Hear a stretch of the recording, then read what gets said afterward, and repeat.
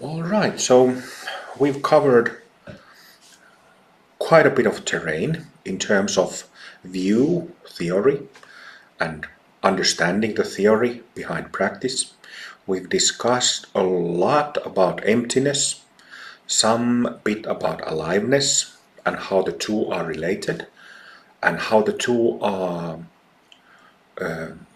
about our two subtle bodies, which both together, both purified, leads to twofold enlightenment, also called Buddhahood.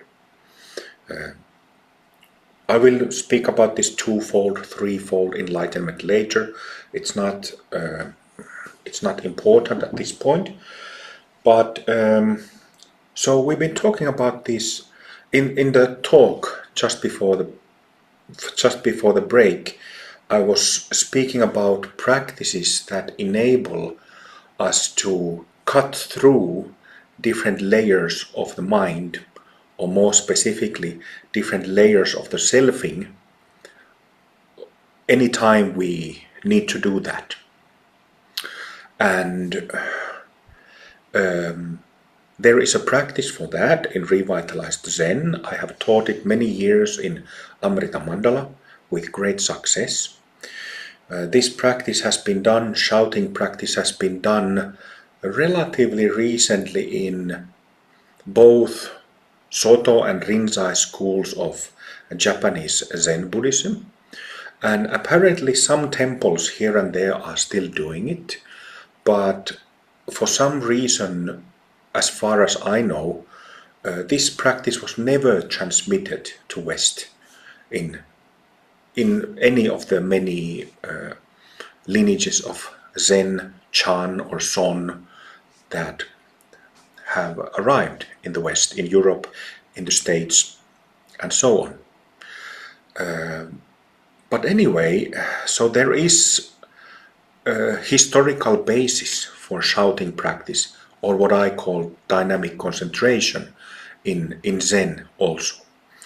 So from that perspective, in Revitalized Zen, when we do shouting practice, it is not something completely new. It is something simply that as a Dharma teacher, I have experienced that is very, very beneficial and unique in terms of results, but also seeing many students who have worked with it over many years have gotten lots of unique benefits from it. And these are unique benefits because, once again, it's a tool, it's a practice that anybody at any time basically can apply and cut through these thick, stubborn, dense layers of selfing, self-delusion. And in that way, kind of on demand, anytime you want, access this pristine, natural, original, pure state of mind, or Buddha nature, Buddha mind. And to do that, to have a tool that enables us to do that on demand, anytime you want, that's unique. That's very unique. And it's based on what I have seen in my own practice and in the practice of my students. You know, I have 22 students to date who have finished Kensho and Satori practice, meaning they have realized the full scope of emptiness, meditation, and arrived at this pragya wisdom. 22 people in my students. I'm not bragging about it. It's not a matter of bragging or pride. It is simply the case. And one of the main practices is shouting practice, dynamic concentration, which has enabled them or us to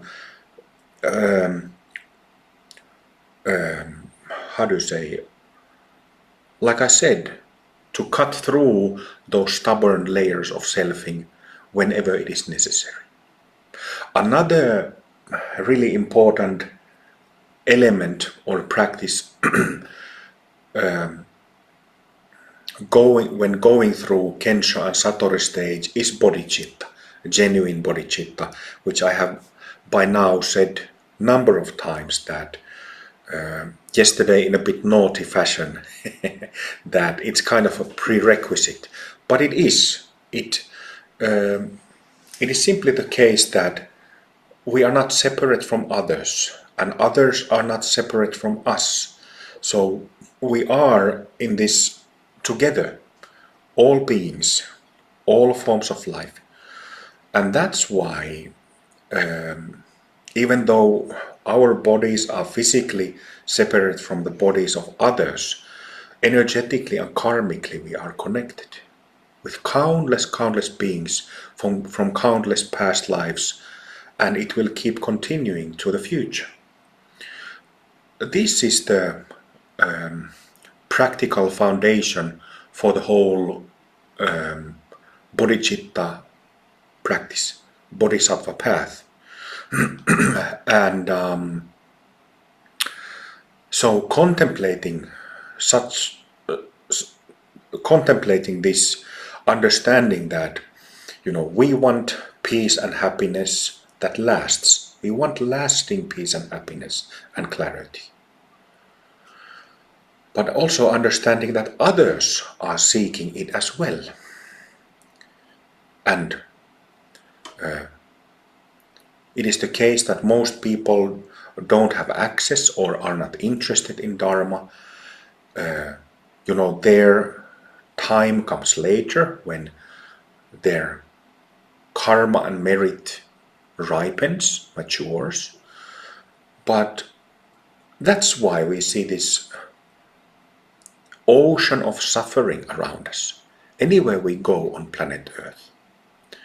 And that is the thing that is makes our hearts open for the fact that suffering is everywhere around us. So that is the factor of emotional maturation, of this so-called compassion, of bodhicitta. So dynamic concentration and bodhicitta are two exercises, practices that go extremely well together. But if bodhicitta is missing, even if you do shouting practice or ancestor practice, receive empowerments or high advanced teachings from highly involved or enlightened teachers, then there will be limitation. That's what I meant, that it's kind of a preliminary or a prerequisite, because if that universal compassion or the seed of universal compassion is not there, then no matter how effective practice is, we simply won't advance. And I've seen that too in my students. Every now and then there is somebody who is quite new to practice, and they have 6 awakenings, 6 bhumi openings, and then they keep doing the practice, are very enthusiastic, but then the kenshos stop coming. And then they usually come to me and ask that what is wrong. And it's always the compassion is lacking. Practicing to benefit all beings, ourselves included, but all other beings also included. It's without exception that is always the case. And when these students, when they have connected with the meaning, the experience of compassion, then the awakenings, the bhumis, start popping again.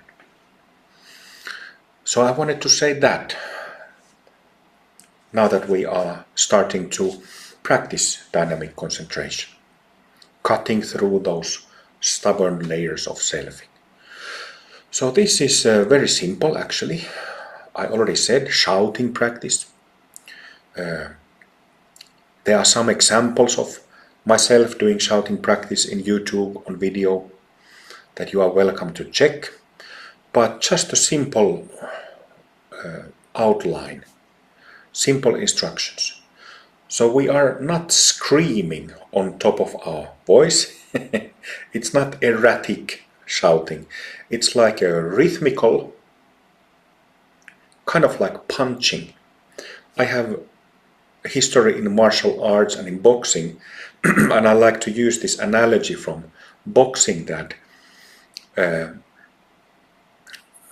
if you look at boxers, they when they give these relaxed jabs, these short punches, or kind of relaxed sparring, relaxed training, they try to be relaxed but also deliver sharp punches at the same time. So it's not that no boxer, in this analogy, boxer knows how to deliver a very strong, like 100% force and intensity punch. But boxers are not only doing that, they are kind of dancing with the intensity. Just a small little punch, maybe 30-40% of power, and then little stronger hits, 60-70%, then it's already, there's more intention behind it, more focus, more concentration behind it, and then ranging all the way to 80, 90, 100% intensity where they, full force punches. Same is true about intensity with shouting practice. And this is what everybody is welcome to explore. The intensity, the concentration that you put into those shouts. And the way how we do it is rhythmical. And the way how I have taught it, we have practiced it in Amrita Mandala for many years, is to shout, let's say, at least 50 times in one set. Not shouting only 4 or 5 times, like is done in Dzogchen teachings nowadays, but north from 50 reps up to few hundred reps, up to sometimes up to 1500 reps. But again, we need to remember and understand that you are not, when you are shouting, let's say, 3 sets of 100 reps, like 3 malas. A mala has 108 beats. Relaxed but sharp at the same time, in a rhythmical fashion. And it's better in the beginning to start a bit slower than faster, because to produce like a little explosion with voice, you need to learn how to keep your shoulders relaxed and produce the sound with your belly. So when you are letting out a shout, you are flexing, tensing the muscles in the gut and a little bit here in solar plexus area, and in the back you are doing this kind of like a bouncing movement, kind of like when in sports, when somebody practices long jump, they run to the whatever you call the whiteboard, and then they bounce from it. So that little bounce that you need to do with muscles, and you need to learn it by doing lots of reps and doing it as relaxed as possible, not rigid, not tense. Relax your throat, relax your mouth. Don't think about it how it sounds. Some people can be very shy in the beginning of doing it, but you'll get over it if you are shy about using your voice.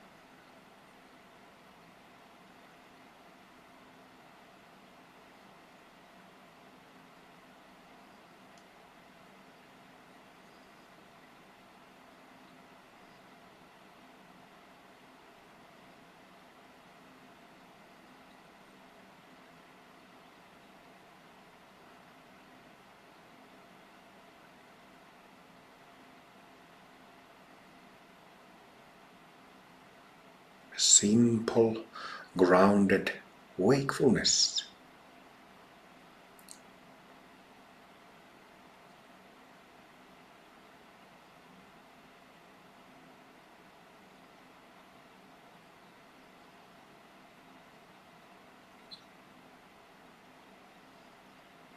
Also not dry at all, but alive. Alive like a healthy forest. Alive like a rainforest.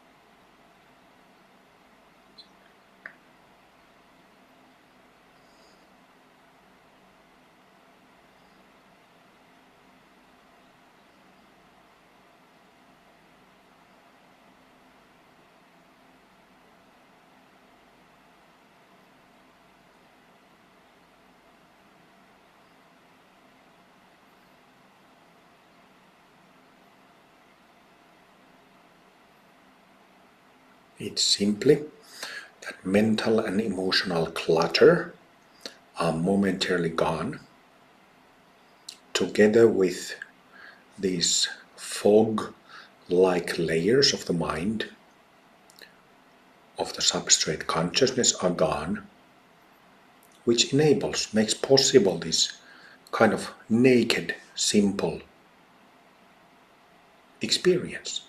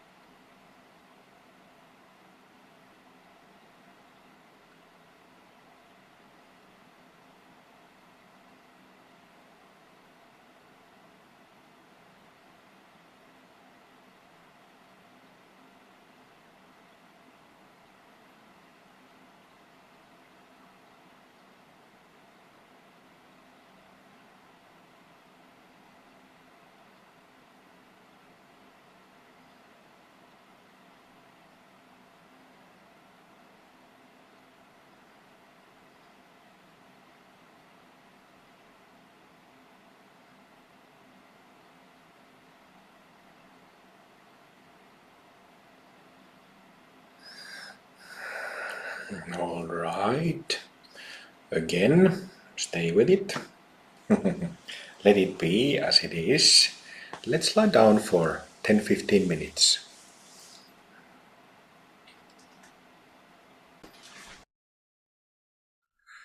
A few additional instructions about dynamic concentration, shouting practice. So we simply did 3 sets, roughly 100 reps each. And this is one way to do it. I always say that for beginners who are working, who are getting to have kenshos,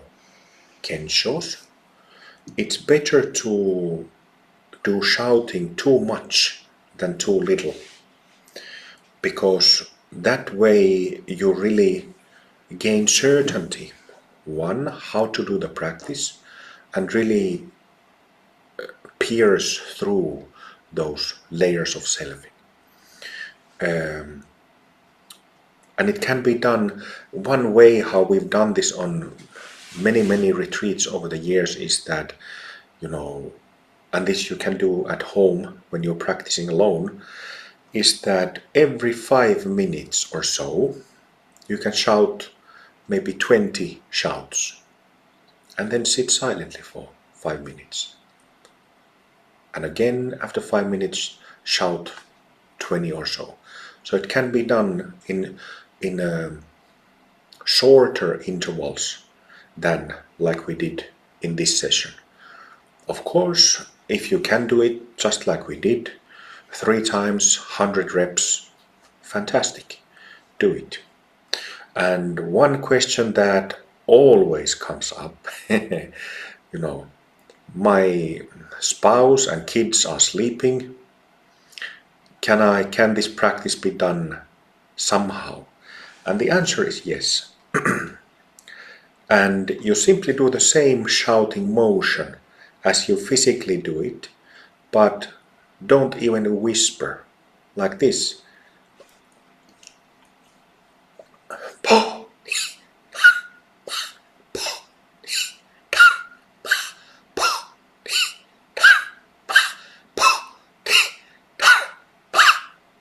Oh, I was doing the thing with my hands and fists. You can do it, but that's not really necessary. So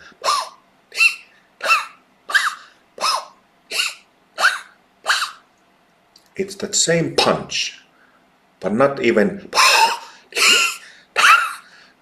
not even whispering loudly. So if you do it in a separate room, door closed, people can sleep comfortably, no interruption.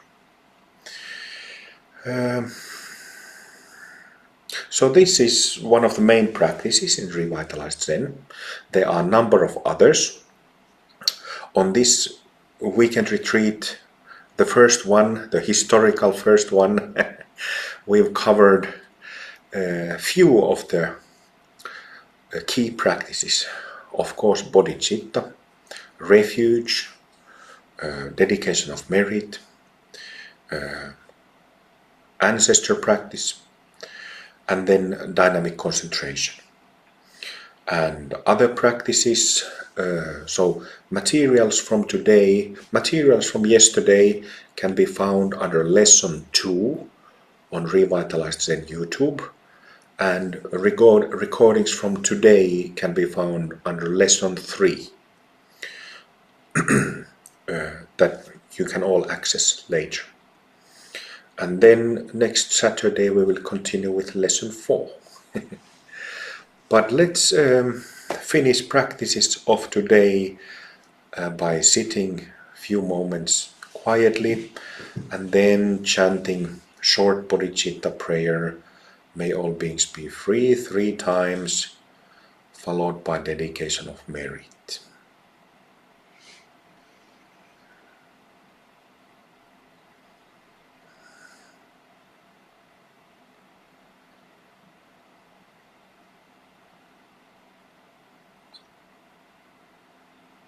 Still that very nice, beautiful, uncluttered fresh clarity and stability lingers in the air.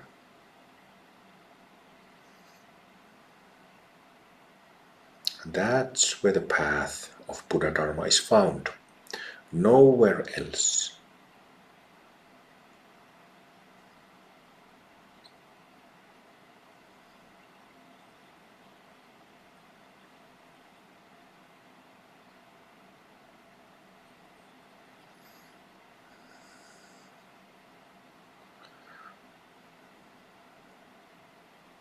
A gratitude of our hearts goes to great legend master Bodhidharma. So countless thanks and prostrations at the feet of Bodhidharma. Thank you so much.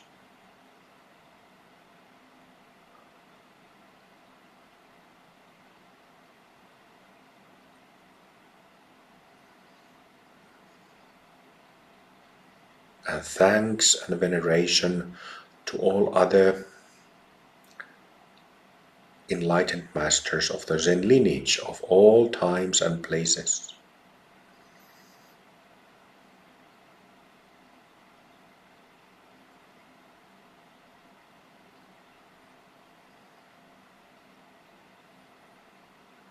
May their presence guide and protect practitioners of Zen Buddhism everywhere.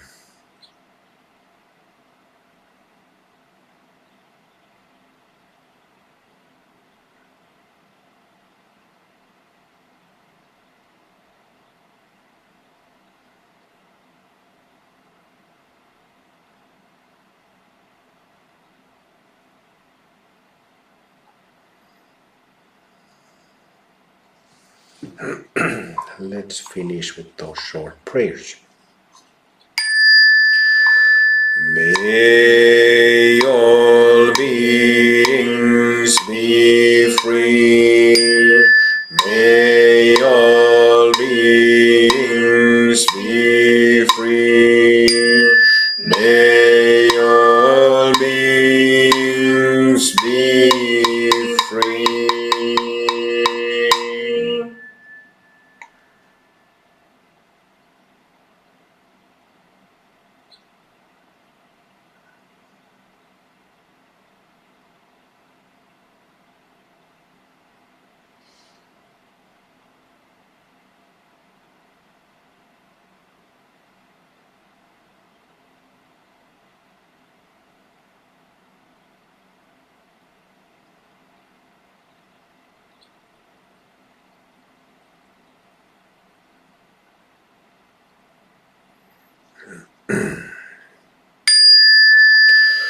May all beings receive my accumulated merit.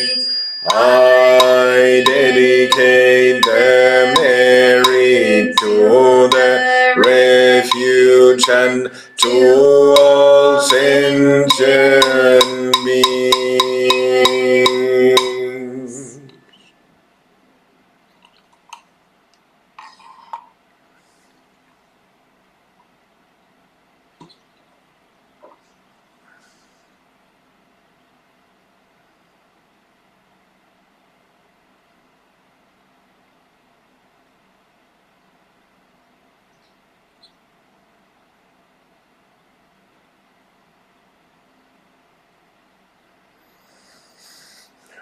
Joining hands.